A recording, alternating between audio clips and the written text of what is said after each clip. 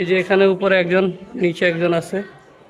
Same ভাবে আপনাদেরকে realistic feel দেওয়ার জন্য এরা কইরা দেখায় এখানে।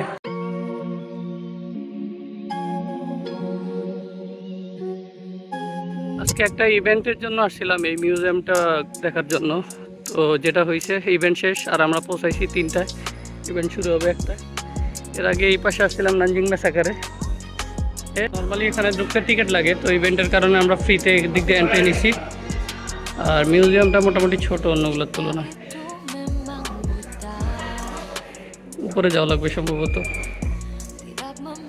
আমাদের ইভেন্ট হয়েছে এইখানে। এটা একটা এক্সিবিশন, কালচারাল হেরিটেজের চাইনিজ। নানজিংয়ের এই মিউজিয়ামটির বিশেষ কিছু দিক আছে। নানজিং ইঞ্জিন ব্রকেট হচ্ছে চীনের ঐতিহ্যবাহী কাপড় বুননের পদ্ধতি। এই পদ্ধতিতে কাপড় বুননের জন্য 2 জন কারিগর থাকে এবং তারা এই বুনন পদ্ধতি পরিচালনা করত বা বর্তমানে করে। হ্যান্ডক্রাফট বেশি এখানে, পুরাতন ঘরের মতো।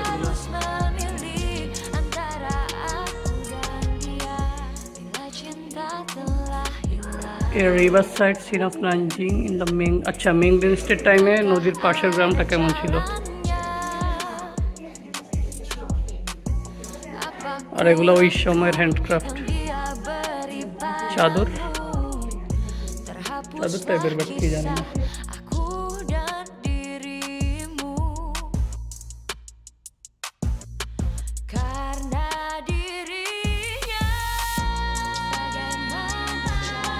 ম্যাক্সিমামই হ্যান্ডক্রাফট,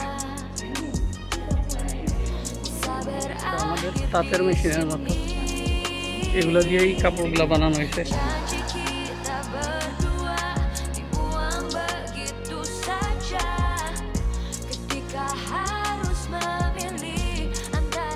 পুরো মিউজিয়ামটাই আগে কাপড় চাপড় কিভাবে বানাতো এগুলির উপরে।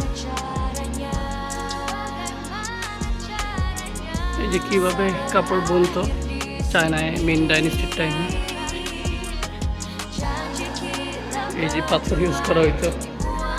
আর এই যে আমাদের রাজশাহীতে যে সিল্ক করে, ওই সিল্ক যে ফার্মিং করে পোকা, এই মশলাগুলোও ইউজ করা হইতো সম্ভবত। এই যে বিভিন্ন পদ্ধতি দেখাইতেছে কাপড় বানার, কুড়াল দিয়া কাপড় কাটতেছে।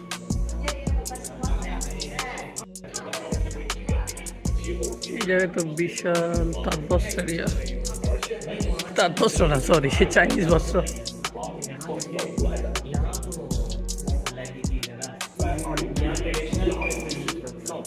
এই জায়গায় দেখাইতেছে ওদের কাপড়গুলা ইউনাইটেড নেশন কিভাবে কোনো স্বীকৃতি দিছে। যে সুতাগুলা আসলে আসার আগে বুঝি নাই এই মিউজিয়াম কিসের জন্য, এখন বুঝতেছি এটা কি বলে, কাপড় চোপড়ের উপর স্পেশালি।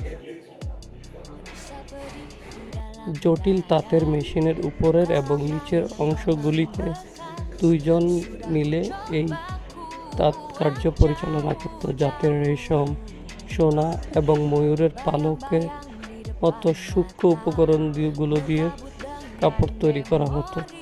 এই কৌশলটি একসময় রাজকীয় পোশাক যেমন ড্রাগন রোব এবং ক্রাউন পরিচ্ছদ তৈরি করতে ব্যবহার হয়েছিল। বর্তমান সময়ে এটি উচ্চ পর্যায়ের পোশাক বা সুভিনিয়র তৈরির কাজে ব্যবহৃত হয়। চীনের এই বুনন পদ্ধতিকে ইউনেস্কো ইনটেনজেবল কালচারাল হেরিটেজ হিসাবে ঘোষণা দিয়েছে এবং চীনের সরকার এই ধরনের মিউজিয়ামের প্রচার করা ছাড়াও বিভিন্ন উপায়ে তাদের এই ঐতিহ্য ধরে রাখার চেষ্টা করছে, যার চমৎকার কিছু উদাহরণ আপনাদেরকে এই মিউজিয়ামের মাধ্যমে দেখিয়েছি।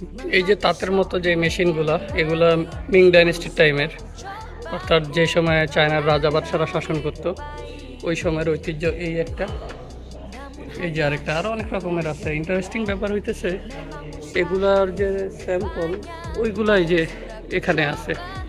তার থেকে ইন্টারেস্টিং ব্যাপার হইতেছে এই যে এখানে উপরে একজন, নিচে একজন আছে। সেমভাবে আপনাদেরকে রিয়েলিস্টিক ফিল দেওয়ার জন্য এরা কইরা দেখায় এখানে, যেটা আমার কাছে অদ্ভুত লাগছে।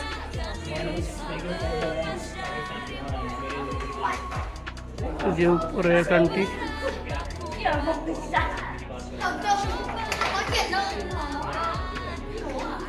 এই জিনিসটা বেশ ইন্টারেস্টিং। এরা মানে আপনার লাইভ এক্সপিরিয়েন্স দেওয়ার জন্য কইরাও দেখাইতেছে, আর এইভাবে ঐতিহ্যটাও ধরে রাখবে। দেখা গেছে এ করবে, আরেকজন করবে, হারায় দিতে যাইতে মানে কালচার ধরে রাখার জন্য চেষ্টার কোনো কমতি নেই এদের।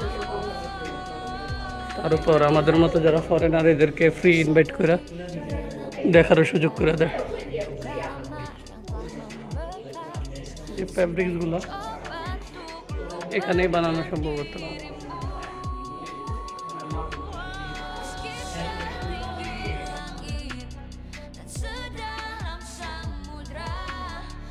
ওহো হো, এটা সম্ভবত লেডিস, এটা জেন্টস হইতে পারে। এই সাইডে আরও আছে।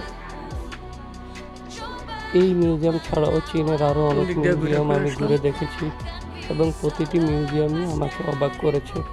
চীনের মানুষ বা চীনের সরকার তাদের ঐতিহ্যকে সংরক্ষণ করার জন্য এবং প্রচার করার জন্য প্রচুর পরিমাণে অর্থ বিনিয়োগ করছে এবং চেষ্টা করে যাচ্ছে। আরে বাবা, আমি ভাবছি ওই সাইডে মিউজিয়াম শেষ, এদিকে তো আরও অনেক। এখানে শেষ।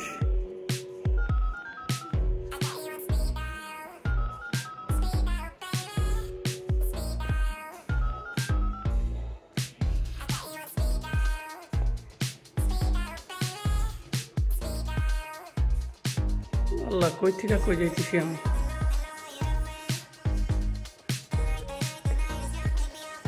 এদিক দিয়ে বাইরে। আচ্ছা,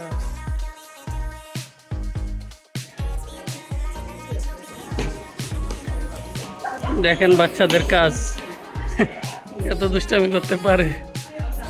মিউজিয়ামে আইসা জাল জুল নিয়ে খেলা শুরু করছে। আমাদের দেশে হইলে মাইরা বাইর করে দিত। আচ্ছা, মিউজিয়ামের নিচের দিক এখানে হইলো আর্টস, বিভিন্ন আর্টগুলো এক্সিবিশন করা হয়েছে। প্রাচীনের সাথে সম্ভবত আধুনিক কালেরও আছে।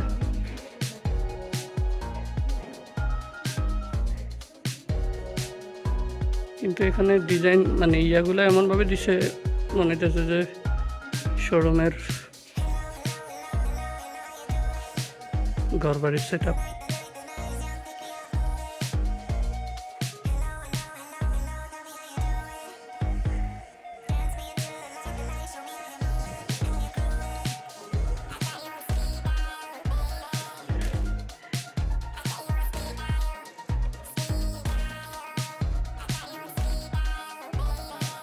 कैसे कहूँ,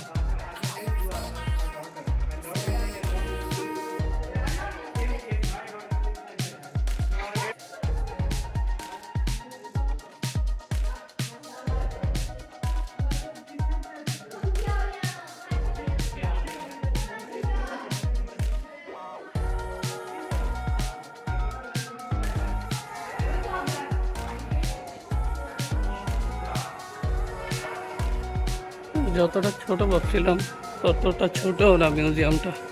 ভাবছিলাম উপরে অল্প একটু। বাহ, এই পেনটা তো সুন্দর, এদের হ্যান্ডিক্রাফটটা দারুণ।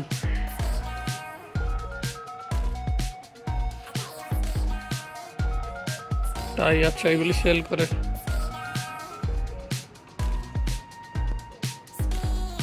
আমরা আমাদের ক্যাম্পাসের কিছু ক্লাসমেট না, জুনিয়র ক্লাসমেট সবাই মিলানো, যেহেতু ইভেন্ট অনেকের সাথে একসাথে আসা।